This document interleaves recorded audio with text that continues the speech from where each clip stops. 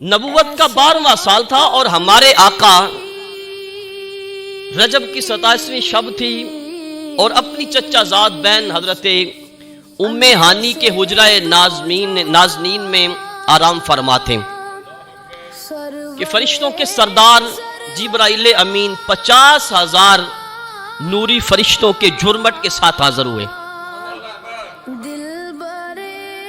और फिर बारगाह मुस्तफा में हाजिर कैसे हुए? हुजरा की जो छत थी, छत को शक किया, छत को शक करके खिदमत अक़दस में हाजिर हुए। अब आगे चलने से पहले एक नुक्ता भी आपको समझाता चलूं कि जो हमें नूरियों के सरदार ने समझाया है।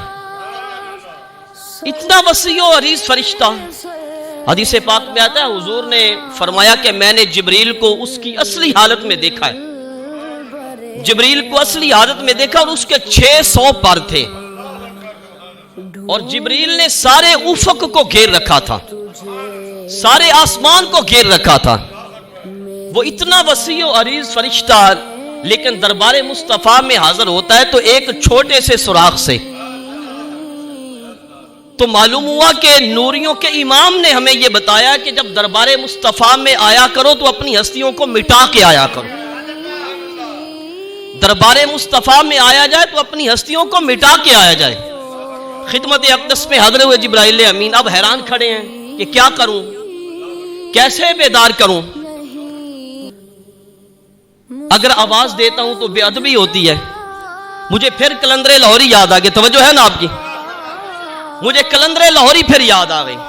डॉक्टर इकबाल कहने लगे अदब गाहिस ज़ेरे आसमान आज अर्श नाजुक तर नफ्स गुम करदा मी आयद जुनैदो बा यजी ईदा।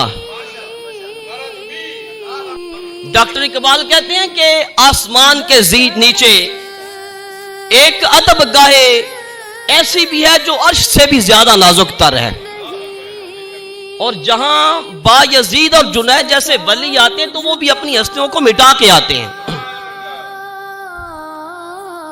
तो इसलिए जिब्रील हैरान है कि कैसे जगाऊं, अगर आवाज दूं, आवाज दे के जगाऊं तो बेअदबी होगी, अगर चुप खड़ा रहूं तो मकसद फौत हो जाएगा। तो फिर रब्बे कायनात ने तरीका बताया, बारगाह लम यज़ल की तरफ से तरीका बताया गया। फरमाया जिब्रील तुझे ये जो काफूरी होंठ दिए हैं ये किस लिए दिए हैं? तवज्जो है आपकी?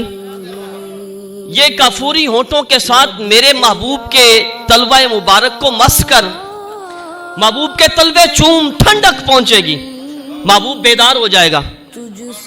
तो जिब्राइल अमीन ने फिर काफूरी होंठों के साथ महबूब के तलवा नाजनीन को चूमा। तो इससे मालूम हुआ कि कदम मुस्तफा को चूमना ये फरिश्तों के इमाम की सुन्नत है और यही जिब्राइल अमीन की मेराज है।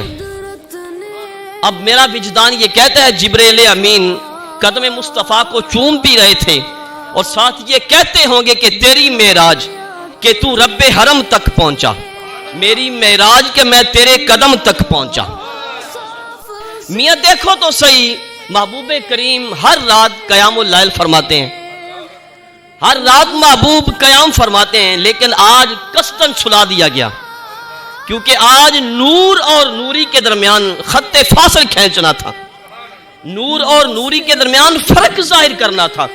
और फिर जिब्राइल अमीन दस्ते नबूवत भी तो चूम सकते थे और जबीने रिसालत पे भी बोसा दे के बेदार कर सकते थे, मकसद हासिल हो जाता। लेकिन महबूब करीम का तलवा चुमाया जा रहा है, महबूब करीम का तलवा मलवाया जा रहा है। तो ये इस बात की सराहत थी कि जहां मलाइका की मलकियत की इंतहा होती है उससे आगे हुजूर की नबूवत की इब्तिदा होती है।